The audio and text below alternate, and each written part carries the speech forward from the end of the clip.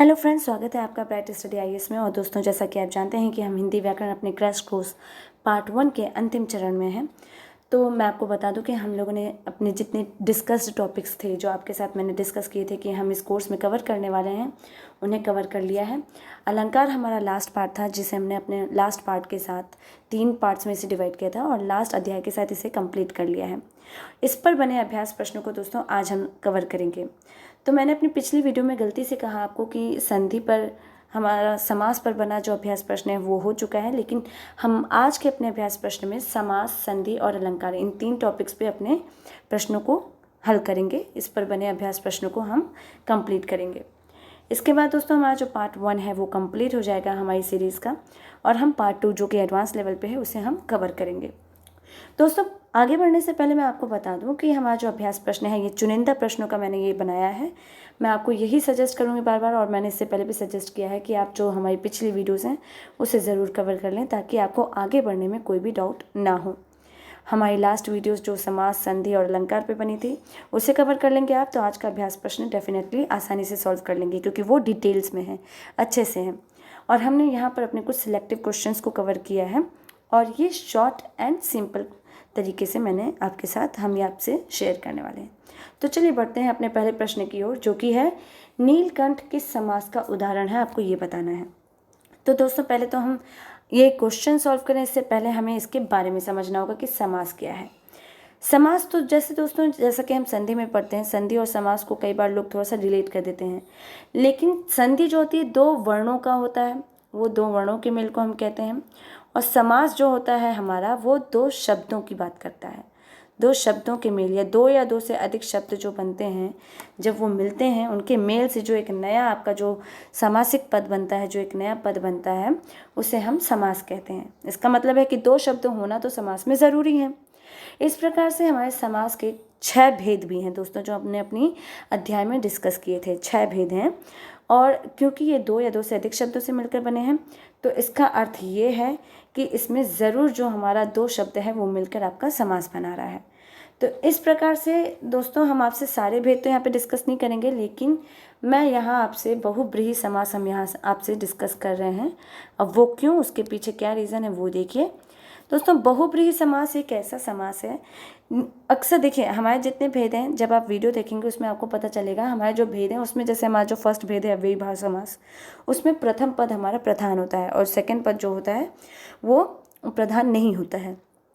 इसी प्रकार से जो बहुब्रीहि समास है, इसमें हमारे दोनों ही पद प्रधान हैं, या फिर हम ये कहें कि दोनों ही पद प्रधान नहीं हैं, या तो दोनों ही पद प्रधान हैं, लेकिन ये जो 2 पद होते हैं ये मिलकर एक कोई नया ही तीसरा ही अर्थ प्रदान करते हैं।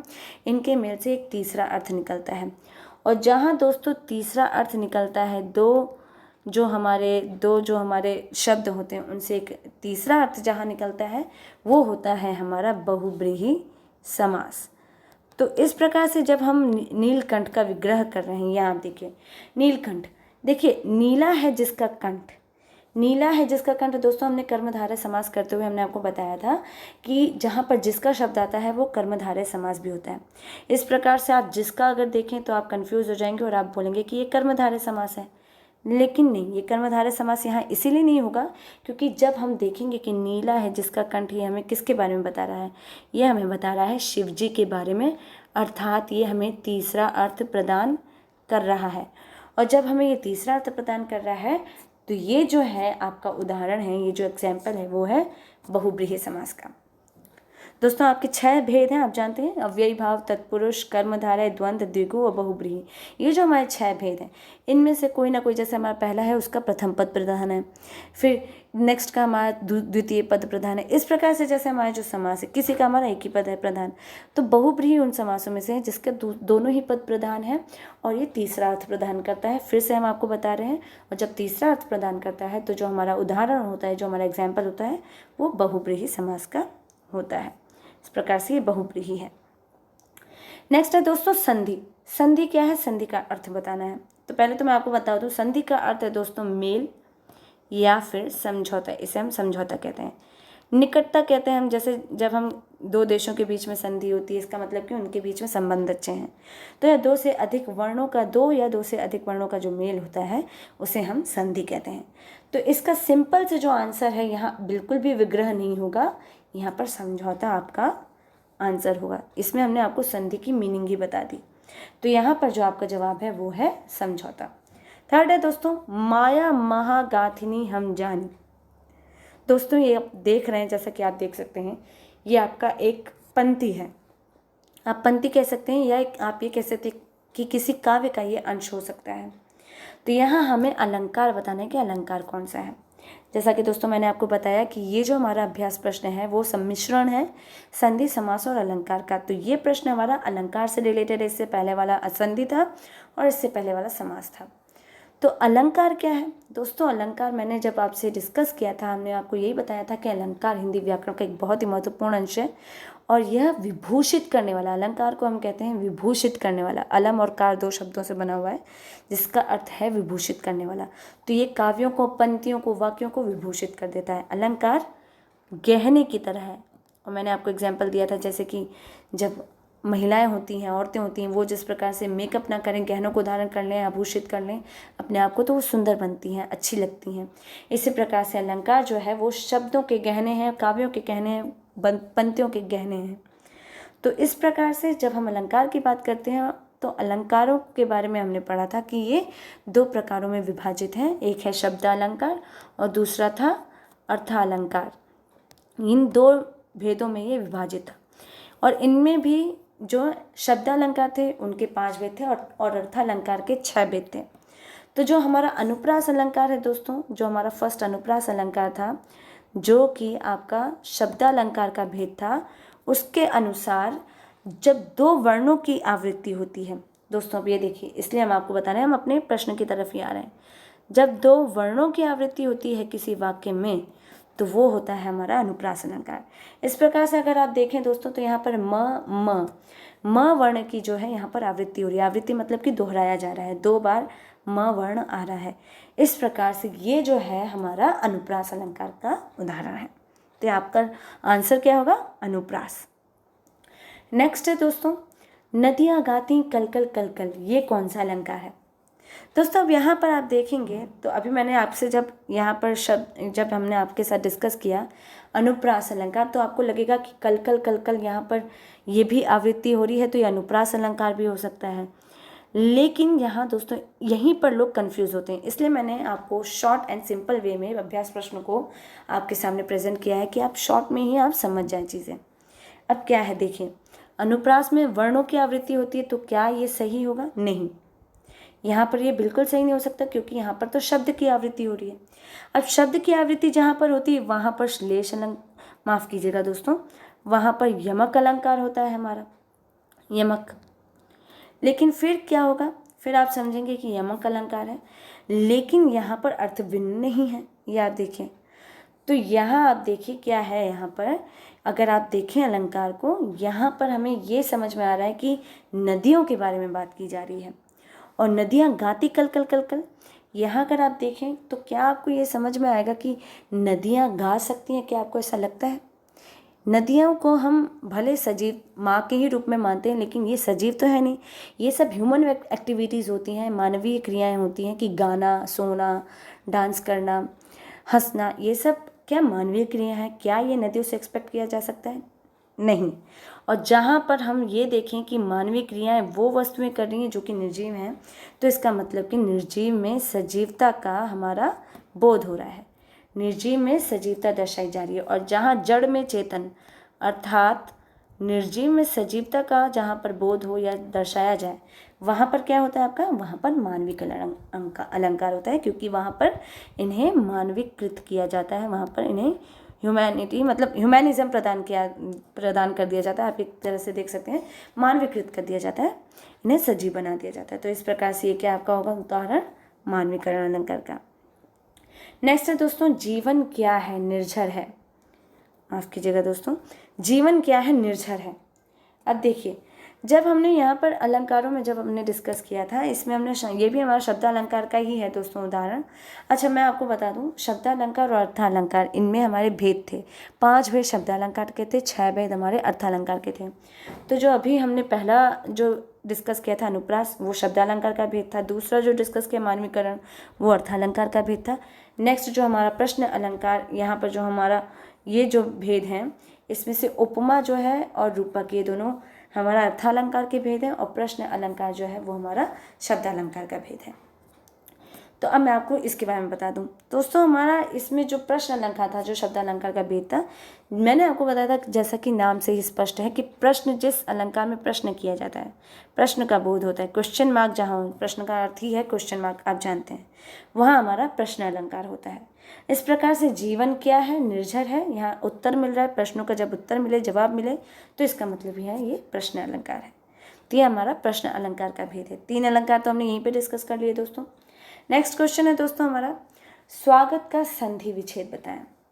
अब ये दोस्तों जो संधि है, हमने आपसे कहा था, हम पढ़ते तो आए हैं, काफ़ी स्कूल लेवल से पढ़ते हैं, प्राइमरी क्लासेस से पढ़ते हैं, लेकिन जब इसे हम पढ़ते हैं तो ये थोड़ा सा डिटेल्स में जाता है। मैंने जब अध्याय आपके साथ डिस्कस किया था, तब भी कहा था कि लोग संधि विच्छेद में बहुत कन्फ्यूज़ भी होते हैं जब वो विच्छेद करते हैं उसका, क्योंकि हमारा जो संधि है, पहले इसके बारे में तो मैंने आपको बता दिया, लेकिन संधि हमारे 3 भेदों में विभक्त हैं, ये आप जानते हैं, स्वर, व्यंजन, और फिर है आपका जो लास्ट है विसर्ग। ये 3 हैं, और ये नियमानुसार दोस्तों हमने आपको 3 पार्ट्स में संधि डिस्कस किया था, विद नियम, पूरा का पूरा नियम के साथ डिटेल्स में डिस्कस किया था। इसलिए दोस्तों अगर आपको अभी भी कन्फ्यूजन है तो ज़रूर आप जाकर वीडियो देखें, आपको उससे क्लियर होगा। तो नियमानुसार दोस्तों हम आपसे सारे नियम तो यहाँ पर डिस्कस नहीं कर सकते, क्योंकि स्वर संधि के ही 5 भेद थे। तो स्वर संधि, व्यंजन और विसर्ग, ये जो 3 संधियाँ थी, उसमें स्वर के जो 5 भेद थे, उसमें से दोस्तों एक भेद था यण संधि। यण स्वर संधि एक भेद था। उसके अनुसार दोस्तों ये था कि जब ई उ है ना, ई उ, और देखिए ई उ और ये री के बाद जब जो भी स्वर आता है, स्वर जैसा कि आप जानते हैं स्वर में क्या है, मैंने आपको बताया था कि विसर्ग को छोड़कर अ से औ, ये आ ई उ ए ओ औ, यहाँ तक आपका पूरा स्वर संधि है, और री आपका स्वर संधि रहता है। हाँ, अनुस्वार को भी आप मान सकते हैं, ये जो है ये है स्वर संधि है। तो इसमें मैंने आपको बताया था कि ये जो आपके स्वर हैं, ये अगर ई उ और री के बाद जब आते हैं, तो ई का दोस्तों मैं आपको फिर से आपको यहाँ पे रिकॉल कर दूँ, ई के बाद जब स्वर आता है तो वो य में परिवर्तित हो जाता है, उ के बाद जब आता है तो वो व में परिवर्तित हो जाता है, कोई स्वर आता है तो, और री के बाद होता है तो वो र, इस तरह से हलंत के साथ, सारे हलंत के साथ होते हैं, और वो इस प्रकार से परिवर्तित हो जाते हैं। इस प्रकार से दोस्तों जब आप स्वागत का संधि विच्छेद करेंगे, जो कि होगा आपका सु धन आगत, सु प्लस आगत, ये आपका जवाब है।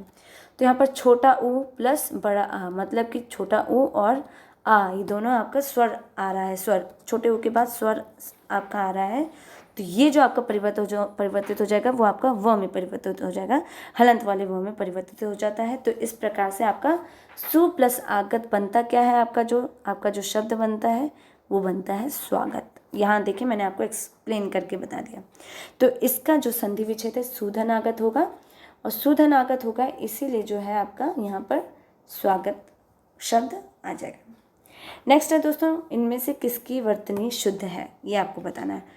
दोस्तों जब हमने संधि किया, इसमें यहाँ जब हम कर रहे थे विसर्ग संधि का मैं आपको बता दूँ, क्योंकि यहाँ विसर्ग के बारे में हम बात कर रहे हैं। तो विसर्ग में क्या था, विसर्ग में दोस्तों आपका था कि या तो देखिए उसमें हमने सारे अपनी संधियों में हमने इसे नियमानुसार पढ़ा है। तो दोस्तों विसर्ग संधि में भी आपका था जब हमारा ये अनुस्वार वाला आता है, जब हम ये वाला करते हैं, क्योंकि अनुस्वार इसी से ही हमारा जो है ये विसर्ग का अर्थ समझ में आता है। तो यहाँ हमें क्या बताना था कि या तो इस स्थिति में जो होता है, या तो ये सेम टू सेम, जैसे दुशासन होता है, जैसे ये इस प्रकार का शब्द जब हमारा शब्द होता है तो या तो विसर्ग के साथ जब आपका ये श स ये होता है तो या तो वो आधा स में परिवर्तित हो जाता है, जो हमारा नेक्स्ट होता है या तो वो आधा स में परिवर्तित हो जाता है, या तो वो सेम का सेम रहता है, मतलब कि अपरिवर्तित होता है। ये दो नियम हमने पढ़ा था। श का या तो स हो जाता है या तो वो सेम टू सेम उसी स्थिति में अपना बना रहता है, या तो उसकी वही जो है वही उसका रूप रहता है। इस प्रकार से हमारा जो है, अगर हम देखें कि इसमें से किसकी वर्तनी शुद्ध है, तो आप ये भी बोल सकते हैं कि ये भी सही है, दुशासन। दुशासन या तो ये दुशासन, देखिए इसका है ये एग्जाम्पल, तो दुशासन भी होता अगर ये, या तो दुशासन इस प्रकार से आपके सामने आता तो ये तब भी सही होता, या तो ये दुशासन दुशासन में परिवर्तित हो गया, मतलब कि फर्स्ट वाले में अपरिवर्तित और इसमें आधा शाह की जगह या तो आधा शाह या तो आधा सा ऐसे हो तो भी आपका सही ही है। इस प्रकार से जब हम निस्संदेह को देखते हैं तो देखिए आपका ये विसर्ग संधि का उदाहरण है, इसमें हमने यही देखा है। फिर से मैं आपसे यहाँ पे शेयर कर दूँ, या तो ये अपने इसी रूप में होता निसंदेह है, क्योंकि ये शब्द जो है आपका निसंदेह है, या तो ये आपका इसी रूप में रहता, या तो इसमें जो है ये जो विसर्ग है वो परिवर्तित होकर आधा सा में चला जाता, तो इस प्रकार से ये आपका आधा सा बन जाता। तो ये दोनों ही आपका, इस प्रकार से हम कह सकते हैं कि दोनों की वर्तनी जो है वो शुद्ध है, दोनों ही यहाँ पर शुद्ध मानी जाएगी। इसलिए मैंने कहा दोस्तों, संधि का हमने बहुत ही क्लियर वे में और डिटेल्स में समझाया था नियमों के साथ, तो उसे आप देख लेंगे तो आपके जो डाउट्स अभी जो क्रिएट हो रहे होंगे शायद वो भी क्लियर हो जाएंगे। हालांकि मैंने यहाँ पे आपको संक्षेप में ये क्लियर किया है, कंप्लीट किया है, तो होप्स आपको ये समझ में आया होगा। नेक्स्ट है दोस्तों हमारा चौराहा। चौराहा किस समास का उदाहरण है? दोस्तों जो अभी मैंने आपसे थोड़ी देर पहले समास के 6 भेद जो डिस्कस किए हैं और समास के बारे में भी डिस्कस किया है, तो उसमें से एक आपका भेद है द्विगु समास।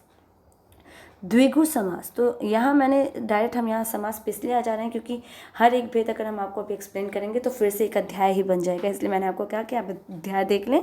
लेकिन मैं आपको शॉर्टली बता दूँ तो जो द्विगु समास है, यहाँ पर हम समास की बात कर रहे हैं, तो जो हमारा समास का द्विगु समास का जो भेद था उसका अर्थ है कि यहाँ पर आंकड़ियाँ मतलब संख्याओं का बोध कराता है। जो द्विगु समास है वो हमारा संख्याओं का बोध कराता है, वो है ना, या तो गिनतियाँ या तो आंकड़े, इस प्रकार से इस भेद करवाता है। तो जहाँ पर हम इस प्रकार से बोलते हैं चौराहा जो है, हम इसे जब विभक्त करते हैं तो हमारा क्या विभक्त करके आएगा, चार राहों का समूह या चारों राहों का समूह, 4 राहों का समूह हम इस प्रकार से बोल सकते हैं।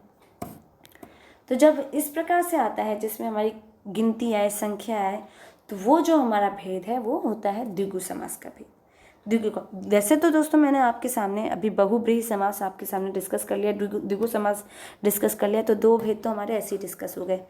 अब देखिए हमारा एक और समास का ही नेक्स्ट जो क्वेश्चन है वो भी हमारा एक समास का ही उदाहरण आ रहा है। इसका मतलब हमारे 6 भेदों में से 3 भेद हमने फिर से समास के यहाँ पे डिस्कस कर लेंगे। तो द्विगु का अर्थ हो गया, यहाँ पर एक और आपको क्लियर हो गया, संख्याओं का बोध करा रहा है, वो आपका द्विगु समास हो गया। अब हमारा जो नेक्स्ट है द्वंद्व समास। ये देखिए द्वंद्व समास का आपको उदाहरण इसमें बताना है। द्वंद्व समास में या तो माता पिता, या तो पिताम्बर, या तो कोई नहीं, या तो दोनों। अब ये है, अब क्योंकि आपको कोई नहीं आप ऑप्शन नहीं दे सकते और दोनों भी आप नहीं देंगे अगर आपने इससे पहले का उदाहरण समझ लिया है। दोस्तों बहुब्रीहि जब हमने पढ़ा उसमें 2 पदों के अलावा हमारा तीसरा ही अर्थ प्रदान हो रहा है, जैसा कि आप समझ रहे हैं। तो जो पीताम्बर है, पीला है जिसका अंबर अर्थात श्री कृष्ण, तो इससे आपको समझ में आ गया होगा कि पीताम्बर तो बिल्कुल भी इसका उदाहरण नहीं है। तब कोई नहीं और दोनों तो नहीं है, उस ऑप्शन में से कोई नहीं और दोनों तो कट गया। अब पीताम्बर भी कट गया क्योंकि पीताम्बर के बारे में आप समझ गए, तो बचा क्या माता पिता। माता पिता अब किस प्रकार से उदाहरण द्वंद्व क्या है कि दोस्तों जो द्वंद्व समास है उसका अर्थ ये है कि या तो उसमें जो 2 शब्द होते हैं एक दूसरे के ऑपोजिट होते हैं, 2 चीज़ें हैं, या तो एक दूसरे के विलोमार्थी होते हैं ये शब्द, या तो फिर आप कह सकते हैं कि इनके बीच में और अथवा भी आप बोल सकते हैं, अथवा फिर भी टमी आपका लगेगा, और व एवं तथा, ज़्यादातर आप देखें इस प्रकार के जो योजक चिन्ह हैं जो होते हैं ये आपके अक्सर द्वंद्व समास में लगते हैं। तो 2 चीज़ें होती हैं, या तो विलोमार्थी होते हैं या तो फिर आपका क्या होता है और तथा, ये सब इस प्रकार के जो हैं आपके शब्द आते हैं। तो माता पिता एक दूसरे के ऑपोजिट हैं, पहले तो आप इससे ही समझ लीजिए और आपको ज़्यादा डीप में जाने की ज़रूरत नहीं है। तो आपका सिंपल सा आंसर हो गया माता पिता। नेक्स्ट एंड लास्ट क्वेश्चन है दोस्तों, चांद सी कोमलता थी उसकी, चांद सी कोमलता थी उसकी, माफ़ कीजिएगा पूरा पद एक ही है। तो ये आपको अलंकार बताना कि ये कौन सा अलंकार है। दोस्तों अर्थालंकार में हमने उपमा अलंकार, रूपक अलंकार ये सब भी पढ़े हैं। अब मैं आपको बताता हूँ, रूपक उपमा हमने ये पहले ही आपसे थोड़ा सा डिस्कस किया, और अतिशयोक्ति, ये तीनों अलंकार जो हैं वो हमारे अर्थालंकार के भेद हैं। ये भी आपको थोड़ा सा मैं ग्लिम्स दे दूँ। तो अब हम आते हैं सीधे अलंकारों में। तो दोस्तों अगर मैं आपसे ब्रीफली हल्का हल्का से थोड़ा थोड़ा डिस्कस करूँ, क्योंकि ये छोटे छोटे हैं। अतिशयोक्ति में दोस्तों किसी बात को बहुत ही बढ़ा चढ़ा कर बोला जाता है। तो ये अगर हम बोलें कि चांद सी कोमलता थी उसकी, ये हमें बढ़ा चढ़ा कर लग रही है, तो ये गलत है। तो ये चीज़ यहाँ पे सही नहीं बैठ रही है, तो ये अतिशयोक्ति अलंकार का उदाहरण नहीं होगा। अब बचा रूपक और उपमा, दोनों ऑलमोस्ट सेम है। दोनों को अगर एक दूसरे से कंपेयर करें तो ऑलमोस्ट दोनों एक जैसे ही दिखाई देते हैं। जब हमने अध्याय किया था तब भी यही आपसे कहा था कि लोग इसी में ही कन्फ्यूज़ होते हैं, बच्चे इसी में कन्फ्यूज़ होते हैं। लेकिन एक बहुत बड़ा जो पहचान है रूपक अलंकार की, वो है उसमें रूपी शब्द आता ही है। भले एक दूसरे से तुलना होती है, लेकिन रूपी शब्द आता है और वो एक दूसरे की तरह ही दिखते हैं, ऑलमोस्ट सिमिलर दिखते हैं। ये होता है आपका रूपक अलंकार। और सबसे बड़ा आपका जो होता है, सबसे बड़ा पहचान आपका होता है, वो होता है ये कि उसमें रूपक में आपका रूपी शब्द आ जाता है। तो इस प्रकार से ये क्या होगा, रूपक अलंकार भी नहीं हुआ। यहाँ पर सी शब्द आ गया। अब दोस्तों हालांकि मैंने ये अध्याय में नहीं डिस्कस किया था, लेकिन मैं आपको बोलूँ कि उपमा अलंकार में हमेशा सी जो इस प्रकार का, किसी की सी, किसी कैसी या उसके जैसी, इस प्रकार का जो सी टाइप का जो आपका जो शब्द आता है या आपका ये जो पद आता है, ये हमेशा आपको उपमा अलंकार के बारे में ही इंडिकेट करता है। तो यहाँ उपमा अलंकार एक दूसरे की तुलना बताता है, दर्शाता है, एक दूसरे के समतुल्य दिखाता है, सादृश्यता दर्शाता है। तो इसे जहाँ पर किसी की उपमा दी जाए, चांद सी कोमलता थी उसकी, मतलब उसको उपमा दी जा रही है चांद की, चांद रूपी हम नहीं बोले, चांद की उपमा दी जा रही है, चांद की तुलना की जा रही है। तो जहाँ पर तुलना होती है और उसमें सी शब्द आपका यूज़ हो रहा है, ये भी आप देखिए, या सी वर्ण यूज़ हो रहा है, आप ऐसे बोल सकते हैं। तो वहाँ पर आपका क्या होगा, उपमा अलंकार होगा। तो अब आपका जो है यहाँ पर हमने यहाँ पर 3-4-5 अलंकार तो हमने ऐसे ही आपके साथ डिस्कस कर लिए। तो इस प्रकार से दोस्तों अलंकारों में, समासों में, संधि में, किसी में भी आपको कंफ्यूज होने की ज़रूरत नहीं है। ये सारे आपके इजी हैं एंड सिंपल हैं। अगर आप इसे ध्यान से देख लें तो आपके लिए बहुत ही सिंपल है। तो ये थे हमारा पूरा का पूरा दोस्तों अभ्यास प्रश्न जो हमने आपके साथ डिस्कस किया। इसी के साथ हमारा जो फर्स्ट जो पार्ट है इस कोर्स का हमारा कंप्लीट होता है। नेक्स्ट पार्ट हम एडवांस लेवल का डिस्कस करेंगे आपके साथ जल्दी ही। अगर आपको अभी भी कोई भी डाउट हो आप ज़रूर पूछिए, कमेंट बॉक्स में कमेंट कीजिए। और दोस्तों फिर से मैं आपको बता दूं, हमारा जो पूरा का पूरा जो ये हमारा मैटर है वो हमारा official channel bright study IAS के टेलीग्राम चैनल पर आपका अवेलेबल है, आप वहाँ से देख सकते हैं। और कोई भी क्वेश्चन हो, कोई भी क्वेरी हो, वो आप पूछ सकते हैं। तब तक के लिए thank you so much, have a nice day.